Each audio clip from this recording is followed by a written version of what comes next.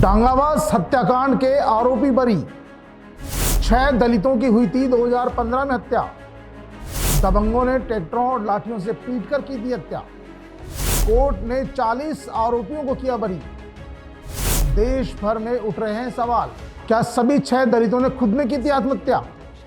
राजस्थान के बहुचर्चित दांगाबाज हत्याकांड में 11 साल बाद आए फैसले ने पूरे प्रदेश ही नहीं देश भर के दलित समाज के बीच कई गंभीर सवाल खड़े कर दिए हैं। वर्ष 2015 में 5 दलितों समेत 6 लोगों की जान चली गई थी, लेकिन कोर्ट ने सबूतों के अभाव में सभी 40 आरोपियों को बरी कर दिया है। सवाल यह है कि आखिर इन मौतों का जिम्मेदार कौन है? अगर हत्याएं हुई तो हत्यारे कहां हैं? आजादी के 76 साल बाद भी दलितों के साथ अत्याचार। क्या दलितों का खून नहीं पानी है? सामूहिक हत्या के बाद भी कमजोर पैरवी। सभी आरोपियों को किया कोर्ट ने बरी। क्या आजादी के 76 साल बाद भी दलितों का खून इसी तरह बहता रहेगा? क्या हर बार न्याय की उम्मीद सबूतों की कमजोर कड़ियों में दम तोड़ती रहेगी?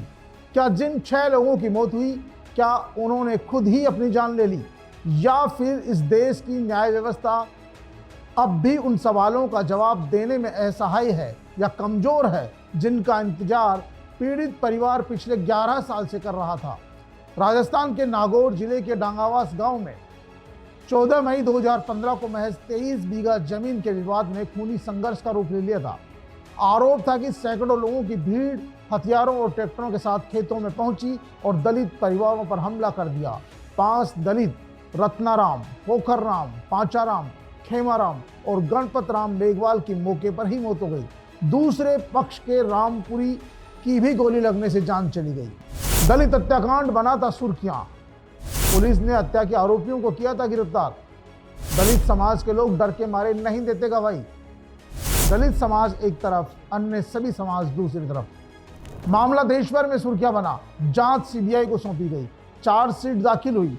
46 गवाह पेश हुए, लेकिन 11 साल बाद अदालत ने 245 प्रश्नों के फैसले में कहा कि मौतें तो हुई, लेकिन उपलब्ध सबूत यह साबित नहीं कर सके कि हत्या किस आरोपी ने की।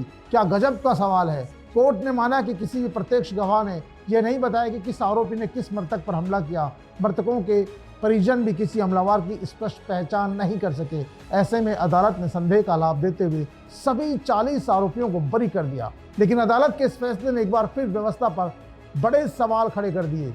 अगर 5 लोगों की मौत हुई तो जिम्मेदार कौन है? अगर सैकड़ों लोगों की भीड़ मौके पर थी तो फिर हत्या किसने की? अगर सीबीआई जैसी केंद्रीय एजेंसियां भी इतने वर्षों में अदालत के सामने दोष साबित नहीं कर सके तो फिर आखिर चूक कहां से हुई और भरोसा किस पर करे? और सबसे बड़ा सवाल, क्या दलित परिवारों को न्याय पाने के लिए सिर्फ और सिर्फ लंबा इंतजार नसीब है? पीड़ित परिवारों और दलित समाज में इस फैसले को लेकर गहरा आक्रोश है। उनका कहना है कि जब खुले आम हुई मौतों के बाद भी दोषी तय नहीं हो पाते तो न्याय की उम्मीद आखिर किससे की जाए? अब सबकी निगाहें इस बात पर टिकी है, क्या इस फैसले को उच्चतम न्यायालय में चुनौती दी जाएगी और क्या वहां इन परिवारों को न्याय मिल सकेगा जिसका इंतजार उन्हें पिछले 11 सालों से है? अब उच्च न्यायालय जाएंगे पीड़ित, जब आरोपी हो चुके होंगे बूढ़े या बीमार। गवाहों में भी नहीं रहेगा जोश। दांगाबाज हत्याकांड का फैसला सिर्फ एक मुकदमे का अंत नहीं है, यह उन सवालों की शुरुआत भी है जिनका जवाब आज भी पूरा समाज तलाश रहा है। क्या हमारे लोकतंत्र में हर नागरिक को समान न्याय मिल पा रहा है?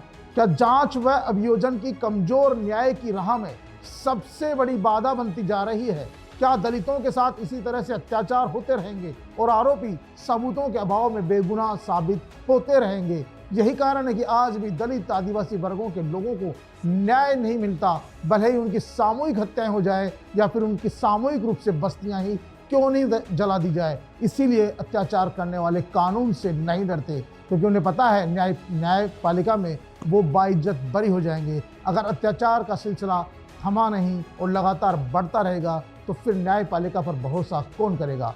पीके टाइम्स की खास खबर में आज के लिए इतना ही। फिर हाजिर होंगे किसी नई खबर के साथ। तब तक के लिए नमस्कार।